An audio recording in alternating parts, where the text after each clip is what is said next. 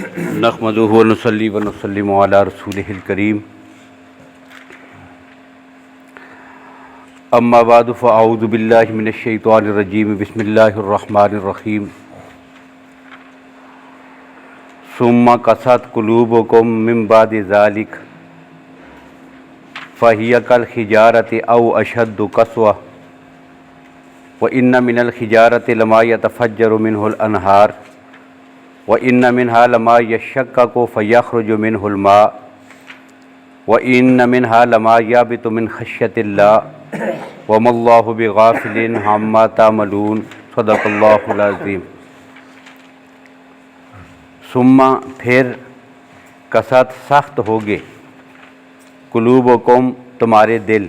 कल्ब की जमा है कुलूब, कल्ब दिल को कहते हैं और कुलूब उसकी जमा है। कुलूबुकुम तुम्हारे दिल, मिन बादि ज़ालिका इसके बाद, फ़हिया पस वो, कल खिजारती हजर पत्थर को कहते हैं, खिजारा उसकी जमा है, वो पत्थरों की तरह होगे। कल खिजारती तुम्हारे दिल पत्थरों की तरह हो गए हैं। औ अशद्दु कस्वा या पत्थरों से भी ज़्यादा सख्त, अशद ज़्यादा शदीद, कस्वा सख्ती में। व इन्ना मिनल खिजारती और बेशक मिनल खिजारा मिन तबीज़िया है। क्या माना है? बाज़। मिनल खिजारती बाज़ पत्थर ऐसे हैं, लमा यतफ़ज्जरु मिनहुल अनहार जिनसे नहरें फूट पड़ती हैं। व इन्ना मिनहा और बाज़ पत्थर ऐसे हैं, लमा यशक्का को जब वो फटते हैं, फ़यख़्रुजु मिनहुल मा तो उनसे पानी निकलता है। व इन्ना मिनहा लमा यबितु मिन ख़श्यतिल्लाह कुछ पत्थर वो हैं कि जो अल्लाह के डर की वजह से गिर पड़ते हैं, रेज़ा रेज़ा हो जाते हैं। व मल्लाहु और नहीं है अल्लाह बेगाफिलिन गाफिल। लफ्ज़ मा जो है ये अमूमन दो मानों के लिए इस्तेमाल होता है। एक को कहते हैं मा नाफिया, जैसे यहाँ पे है, जिसका माना होता है नहीं, और एक होता है माए मसूला, वो चीज़ वो, ये इसके लिए इस्तेमाल होता है। व मल्लाहु बेगाफिलिन और नहीं है अल्लाह गाफिल, अम्मा उस चीज़ से तामलून जो तुम करते हो। अल्लाह तुम्हारे अमाल से बेखबर और गाफिल नहीं है। अब ये तो हो गया जी इस आयत का लफ्ज़ी तर्जुमा। अब इसमें सबसे पहली बात यह है कि पहला जो लफ्ज़ है ये इस्तेमाल हुआ, सुम्मा कसत कुलूबुकुम, फिर तुम्हारे दिल सख्त हो गए। अब ये सुम्मा जो है, इससे ये बात मालूम होती है कि ये जो आगे बात कही जा रही है ये पहले किसी काम का नतीजा और उसका रद्द अमल है। जैसे हम गुफ्तगू करते करते कहते हैं ना कि फिर ये हुआ। अब ये फिर ये हुआ, या कुरान पाक ने जो कहा, इसका मतलब ये है कि पहले कोई बात जिक्र की जा रही है और वो बातें जो है वो सबब बनी हैं उस बात का जो इसके बाद जिक्र की जा रही है। अब पहले क्या बातें हो रही थी? अल्लाह के दीन को छोड़ा, एक नबी और दो अंबिया की मैयत उनको हासिल है, कितने मोजज़ात देखे, फिर भी अल्लाह की तौहीद और शरीयत का इकरार नहीं किया। फिर जो है उस मैदान में उन्हें खाने पीने की चीज़ें मिली, उनके सामने पत्थर फटे और उसमें से पानी के चश्मे निकले। हज़रत मूसा अलैहिस्सलाम के आसा मारने से दरिया से रस्ते निकले। अल्लाह ने ग़ुलामी से निजात अता की। ये सारी नेमतें फिर अल्लाह ने उनके लिए मन और सलवा उनको अता किया, उन पर बादलों का साया किया। ज़ल्ललना अलैकुमुल गमाम अंज़लना अलैकुमुल मन्ना वस्सलवा। ये सारी चीज़ें उनके आँखों के सामने होती रहीं, लेकिन जब उन्होंने न माना, अल्लाह कहते हैं फिर क्या हुआ? कसत कुलूबुकुम, तुम्हारे दिल जो है वो सख्त हो गए। अब दिल की जो बीमारियां हैं, तो दिल की बीमारियों में सबसे बदतरीन और आखिरी दर्जे की जो बीमारी है उसको कहते हैं कसावत कल्बी, दिल का सख्त हो जाना। ये दिल की सख्ती, ये सबसे बदतरीन बीमारी है दिल की बीमारियों में। दिल की बीमारियां हैं, दिल में हसद है, दिल में बुग़्ज़ है। ये जो चीज़ें हैं, इन बीमारियों में से सबसे बदतरीन बीमारी क्या है? दिल का सख्त हो जाना। अब अल्लाह फरमाते हैं कि तुम्हारे दिल सख्त हो गए। ये बीमारी क्यों लगी है? तो पता ये चला कि गुनाहों की वजह से, गुनाह करते करते करते आखिरकार बंदा उस स्टेज पे पहुंचता है कि ये इंतहा दर्जे की मोहलक बीमारी उसके दिल पे मुसल्लत हो जाती है, जिसको कसावत कल्बी कहते हैं। और हदीस में भी इसकी बहुत ज़्यादा वज़ाहत अल्लाह के नबी सल्लल्लाहु अलैहि वसल्लम ने फरमा दी है। कुरान पाक में यहाँ पर एक जिक्र हुआ है, सुम्मा कसत कुलूबुकुम, उनके दिल सख्त हो गए। پھر آگے چل کر ایک جگہ اللہ کی ذات فرماتے ہیں وَلَٰكِن قَسَتْ قُلُوبُهُمْ وَزَيَّنَ لَهُمُ الشَّيْطَانُ مَا كَانُوا يَعْمَلُونَ، ان کے دل سخت ہو گئے اور شیطان نے برے اعمال کو ان کے سامنے مزین کر کے، جو تم کر رہے ہو بڑا زبردست کر رہے ہو۔ اب شیطان ان کے ذہن میں پھر کیا پٹی پڑھاتا ہے کہ جو بھی تم کر رہے ہو تم بہت اچھا کر رہے ہو۔ اب جو کچھ وہ دنیا میں کر رہے ہوتے ہیں گمراہی کے جس راہ پہ بھی ہوتے ہیں، اب یہ کثافت قلبی کا ایک برا نتیجہ اور رزلٹ کیا نکلتا ہے کہ شیطان ان پہ مسلط ہو جاتا ہے اور ان کے برے اعمال کو مزین کر کے ان کے سامنے پیش کرتا ہے۔ وَلَٰكِن قَسَتْ قُلُوبُهُمْ وَزَيَّنَ لَهُمُ الشَّيْطَانُ بِمَا كَانُوا يَعْمَلُونَ، ایک جگہ یہ ذکر کیا ہے۔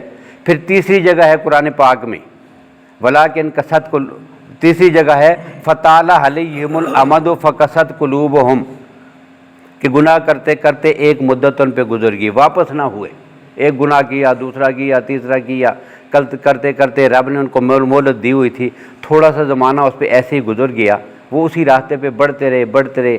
جب ان پہ کوئی رکاوٹ نہ آئی، کوئی آزمائش نہ آئی، وہ خود متوجہ نہ ہوئے، پیچھے نہ ہٹے، توبہ نہ کی، استغفار نہ کی، اپنا رویہ بدلا نہیں، اب پھر کیا ہوا؟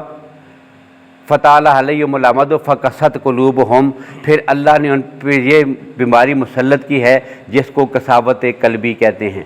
تو پتہ کیا چلا کہ یہ انتہائی مہلک بیماری ہے، اور حدیث میں نبی اکرم صلی اللہ علیہ وسلم نے پھر اس کی بہت ساری کوئی اور وجوہات بھی ذکر فرمائی ہیں، اور سب کا نتیجہ کیا نکلتا ہے کہ انسان کے گناہوں کی وجہ سے انسان کا دل سخت ہو جاتا ہے۔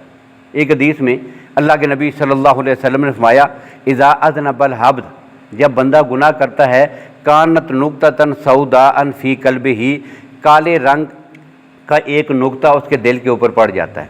اب جیسے گناہ کیا نا کہ جس طرح مکھی جو ہے وہ آ کر سفید کاغذ کے اوپر بیٹھے، تھوڑی دیر کے بعد جب اڑ کے جائے نا تو وہاں پر کالا سا ایک نشان پڑا ہوتا ہے، ایک دبا پڑا ہوتا ہے، دوسری بار بیٹھے گی، دو ہو جائیں گے، تیسری بار بیٹھے گی۔ اب یہ گناہ کی غلاظت والی مکھی جب دل پہ آگے بیٹھی نا، ایک گناہ ہوا، ایک کالا سا نقطہ پڑا، توبہ نہ کی، استغفار نہ کی، اسی طرح چھوڑا، پھر اور کام غلط کر دیا، دوسرا نقطہ، اب یہ نقطے پڑھتے چلے گئے۔ اب اللہ کے نبی صلی اللہ علیہ وسلم فرماتے ہیں وَإِن زَادَ زَادَتْ حَتَّى تَعْلُوَ قَلْبَهُ، نقطے بڑھتے چلے جاتے ہیں یہاں تک کہ وہ پورے نقطے اس کے پورے دل کو گھیر لیتے ہیں، سارا کالا سیاہ ہو جاتا ہے۔ یہ سفید دل جو ہے یہ کیا ہوتا ہے؟ بالکل کالا ہو جاتا ہے۔ یہ ہے جی کثافت قلبی، اور قرآن پاک نے اس کا پھر ایک اور نام بھی رکھا ہے جو اللہ کے نبی صلی اللہ علیہ وسلم نے اس حدیث میں بھی ذکر فرمایا ہے کہ جب دل بالکل کالا ہو جاتا ہے حتیٰ تعلوا قلبہ وذالک الران، اس کو کہتے ہیں دل کا زنگ آلود ہو جانا۔ کلا بران علی قلوبہم بما کانوا یکسبون، ان کے اعمال کی وجہ سے اللہ نے ان کے دلوں کو زنگ آلود کر دیا ہے۔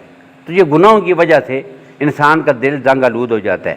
اور آپ کو بالکل یاد ہوگا کہ سورت کے بالکل آغاز میں پہلے ہی رکوع میں جب کفار کی بات آئی نا تو اللہ کی ذات نے وہاں پہ کہا تھا ختم اللہ علی قلوبہم، یہ جو دلوں پہ مہر لگتی ہے وہ کیا ہے؟ وہ بھی یہی چیز ہے۔ دلوں کا زنگ کیا ہے؟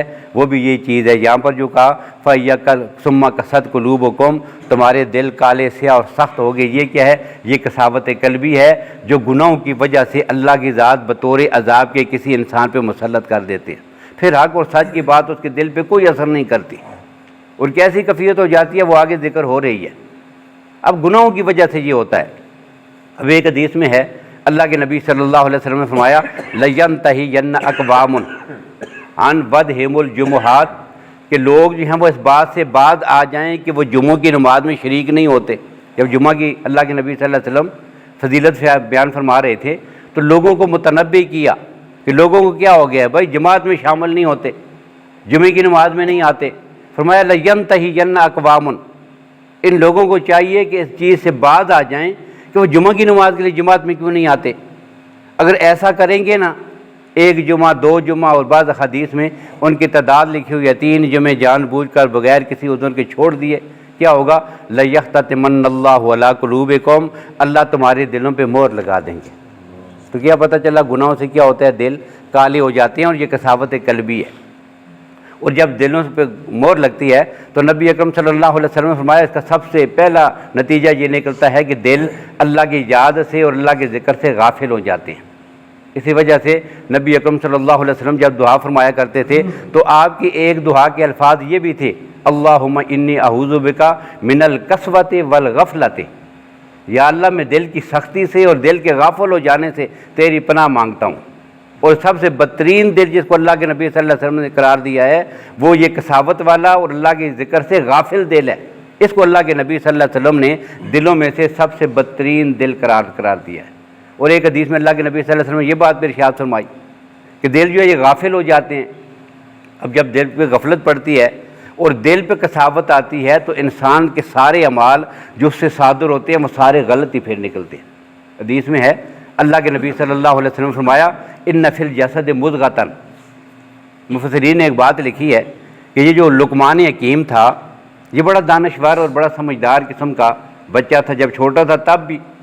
اب بادشاہ کے دربار میں ہے، چھوٹا تھا تو بادشاہ نے اسے کہا کہ جاؤ یہ بکری ہے اس کو ذبح کرو، اور ذبح کرنے کے بعد اس کے جسم کا سب سے بہترین حصہ جو ہے وہ آپ کاٹ کے ایک پلیٹ میں رکھ کے مجھے پیش کریں۔ اب اس نے بکری ذبح کی، اسے کاٹا، کاٹنے کے بعد اس کا دل نکالا، اسے دھو کر ایک پلیٹ میں رکھا اور بادشاہ کے سامنے لا کے پیش کر دیا۔ بادشاہ سلامت، یہ بکری کے وجود میں یا کسی بھی جانور کے وجود میں یا انسان کے وجود میں سب سے بہترین جو حصہ ہوتا ہے نا وہ یہ ہے جو میں نے آپ کو پلیٹ میں لا کے رکھ دیا۔ اب بادشاہ نے کہا یہ دوسری بکری بندھی ہوئی ہے، اس کو لے کے جاؤ، اور اسے ذبح کرنے کے بعد اس کے وجود میں سے سب سے برا اور بدترین جو ٹکڑا ہے نا وہ کاٹ کے پلیٹ میں رکھ کے لیا۔ اب وہ گیا، بکری ذبح کی، کاٹا، پھر دل نکالا، اسے دھویا، پلیٹ میں رکھا، اب وہ پھر دل لے کے آ گیا۔ اب سوال کیا بادشاہ نے، اس نے کہا کہ یہ کیا، سب سے بہترین کہا تو تب بھی دل لے کے آ گئی ہو، سب سے بدترین کہا، برا کہا تو تب بھی دل لے کے آ گئی ہو۔ تو اس نے کہا کہ بادشاہ سلامت، یہ ایوان کے وجود میں یہ ایک ایسی چیز ہے، یہ اگر ٹھیک ہونا تو انسان پورا ٹھیک ہوتا ہے، یہ اگر خراب ہو جائے تو پورا انسان کا وجود کیا ہوتا ہے، خراب ہو جاتا ہے۔ اور یہی بات اللہ کے نبی صلی اللہ علیہ وسلم نے ایک حدیث میں بیان فرمائی ہے، ان فی الجسد مضغۃ، کہ جسم میں ایک ٹکڑا ایسا ہے، اذا صلحت صلح الجسد کلہ، جب وہ ٹھیک ہوتا ہے تو انسان کا پورا وجود کیا ہوتا ہے، ٹھیک ہوتا ہے۔ وَإِذَا فَسَدَتْ فَسَدَ الْجَسَدُ كُلُّهُ، جب وہ بگڑتا ہے تو اس کی وجہ سے پورے اعضاء بگڑ جاتے ہیں۔ یہ جو ہمارے ہاتھ بگڑتے ہیں، غلط کام کرتے ہیں، یہ پاؤں غلط کام کی طرف چلتے ہیں، ہم سوچتے غلط ہیں، ہم دیکھتے غلط ہیں، ہم بولتے غلط ہیں، ہمارے اعمال، ہمارے اعضاء سے جن اعمال کا صدور ہوتا ہے، یہ سارے اعضاء غلط کام کیوں کر رہی ہیں؟ اس لیے کہ اس کے پیچھے ان کو کمانڈ کرنے والی جو قوت ہے وہ انسان کا دل ہے، وہ بگڑا ہے، اور جب وہ دل بگڑتا ہے تو انسان کا پورا وجود کیا ہوتا ہے، بگڑ جاتا ہے۔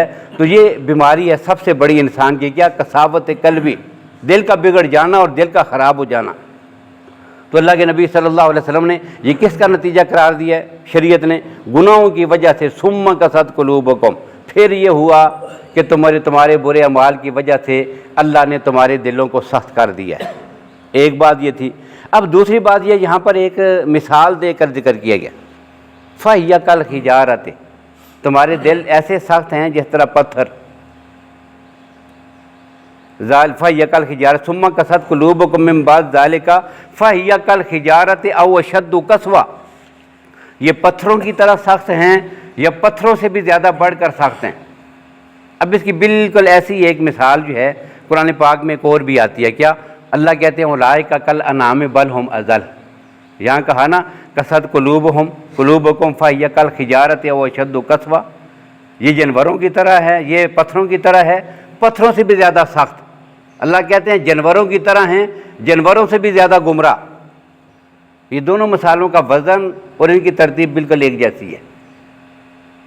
اب یہاں پر پھر سوال ہوتا ہے کہ کیا یہ جو مثالیں دی گئی نا قرآن پاک، تو ہم اپنی تقریروں میں، لکھنے والے اپنی تحریروں میں، بولنے والے اپنے انداز میں، شعراء، ادباء، ادیب، یہ جو لوگ ہوتے ہیں ایسے محاورے استعمال کرتے ہیں، یہ تو فلاں کی طرح ہو گیا ہے، یہ تو چاند کی طرح خوبصورت ہے، یہ تو فلاں کی طرح لمبا ہے، سرو کی طرح اس کا قد لمبا ہے، یہ جو تشبیہات یا یہ استعارے ہم استعمال کرتے ہیں یہ تو مبالغے پہ مبنی ہوتے ہیں۔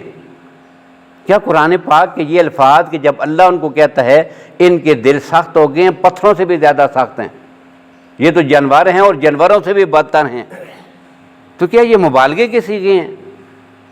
تو جب بندہ غور کرتا ہے نا اس کو پتہ چلتا ہے کہ قرآن پاک کے یہ الفاظ کسی ادیبانہ، فصیحانہ، شاعرانہ یا اس طرح کی گفتگو کے الفاظ نہیں ہیں کہ جو مبالغے پر مبنی ہوں، بلکہ اللہ نے ایک حقیقت کو اپنے بندوں پہ واضح کیا ہے۔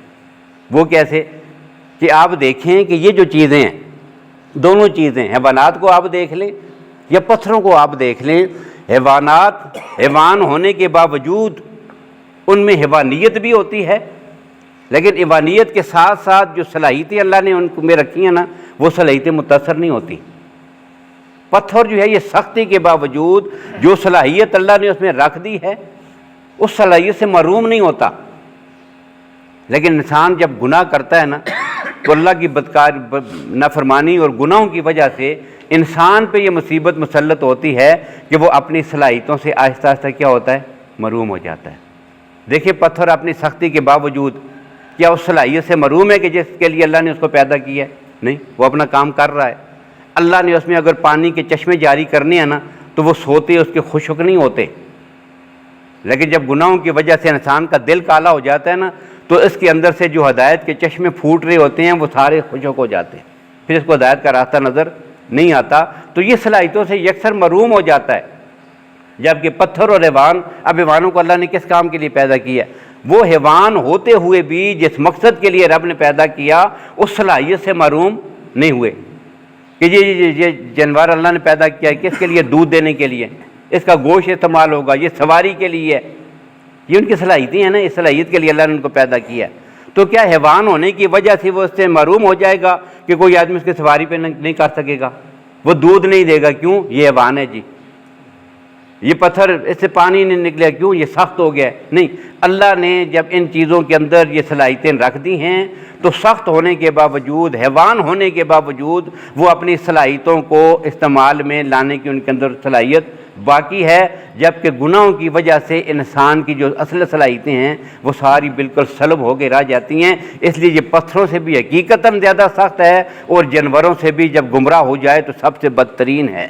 اور قرآن پاک نے پھر اس کی وضاحت بھی کی ہے کہ جب انسان اچھا ہو نا، انسان جب اچھائی کی راہ پہ چل رہے ہوں تو اللہ کہتے ہیں اولئک ہم خیر البریہ، یہ اللہ کے مخلوق میں سب سے بہترین مخلوق ہیں۔ اور جب انسان بگڑ جائے نا تو پھر قرآن کہتا ہے اولئک ہم شر البریہ، یہ مخلوق میں سب سے بدترین مخلوق ہے۔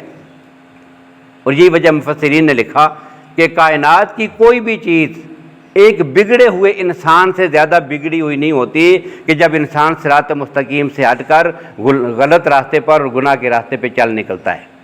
ایک بات یہ ہے، اور دوسری بات مفسرین نے یہ بھی لکھی ہے کہ یہ جو مثالیں ذکر کی گئی ہیں، جن لوگوں کے سامنے مثالیں ذکر کی گئی ہیں ان کے حالات کو آپ دیکھیں۔ اللہ کہتے ہیں کہ کچھ پتھر وہ ہیں جن سے نہریں نکلتی ہیں، اللہ کے خوف کی وجہ سے ان سے پانی کے چشمے جاری ہوئے، وہ پتھر ریزہ ریزہ ہو جاتے ہیں۔ اب یہ صرف جو ہے یہ شاعرانہ اسلوب نہیں تھا، بلکہ یہ اس قوم کے سامنے یہ باتیں ذکر کی جا رہی تھیں، اس قوم کو تشبیہ دی گئی ہے کہ جس قوم نے یہ سارے منظر اپنی آنکھوں کے سامنے دیکھے۔ کیا ہوا کہ انہوں نے اپنی آنکھوں کے سامنے نہیں دیکھا کہ موسیٰ علیہ السلام نے اپنے عصا جو ہے وہ پتھر پہ مارا، کیا ہوا تھا؟ 12 چشمے پتھر سے نکلے۔ قدرت کا یہ عظیم منظر دیکھ کر اور اللہ کا حکم سن کر پتھر کے دل بھی نرم ہو گئے، ان سے بھی چشمے جاری ہو گئے، لیکن انتہا ہے ان کی سختی کی کہ یہ جو ہے شریعت کی طرف موڑ کے نہیں آتے۔ کیا یہ اب بھی پتھروں سے زیادہ سخت نہیں اور صرف تشبیہات ہیں یا حقیقت ہے؟ ایک بات یہ۔ دوسرا یہ پھر انہوں نے اپنی آنکھوں سے یہ بھی دیکھا تھا کہ موسیٰ علیہ السلام کوئی طور پر ہیں اور 70 آدمی ان کے اس بات کے گواہ ہیں۔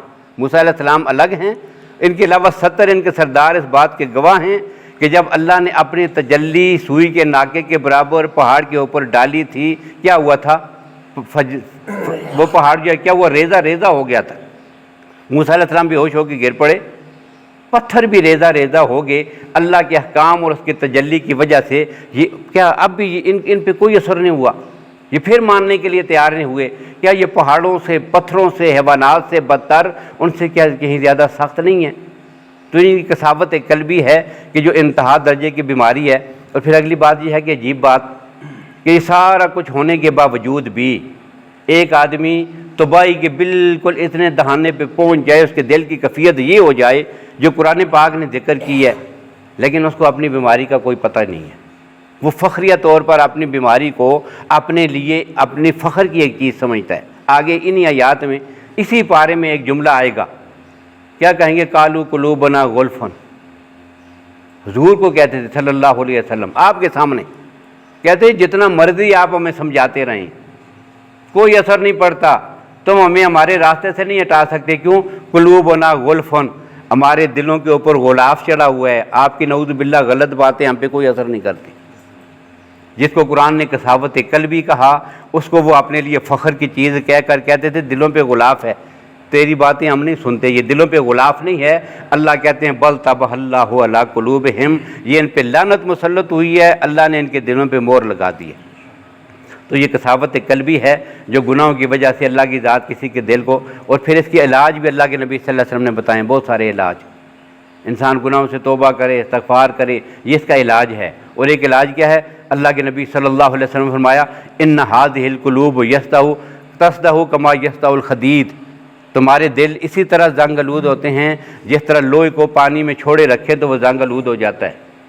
پوچھا گیا یا رسول اللہ ما جلاؤھا، لوہا جب زنگ آلود ہوتا ہے تو ریگمال سے اس کو صاف کرتے ہیں، دل کے زنگ کو صاف کرنے کا طریقہ کیا ہے؟ اللہ کے نبی صلی اللہ علیہ وسلم نے فرمایا کثرت ذکر الموت و تلاوت القرآن، کثرت سے چلتے پھرتے اپنی موت کو یاد کرے نا، اس سے دل کا زنگ اترتا ہے۔ اور دوسرا کیا؟ تلاوت القرآن، قرآن کی تلاوت کرنے کی وجہ سے دلوں کے زنگ اترتے ہیں۔ یہ قرآن پڑھنے سے، اس کو سمجھنے سے، اس پہ عمل کرنے سے انسان کا کیا ہوتا ہے؟ دلوں کے زنگ اتارنے کے لیے اللہ نے دل کی بیماریاں ختم کرنے کے لیے اللہ نے یہ کتاب عطا کی ہے۔ تو اللہ تعالی ہمیں اس دل کی بیماری کو سمجھنے کی، توبہ کرنے کی، استغفار کرنے کی، اللہ تعالیٰ اس نوسط سے ہم سب کی حفاظت فرمائیں اور عمل کرنے کی توفیق نصیب فرمائیں۔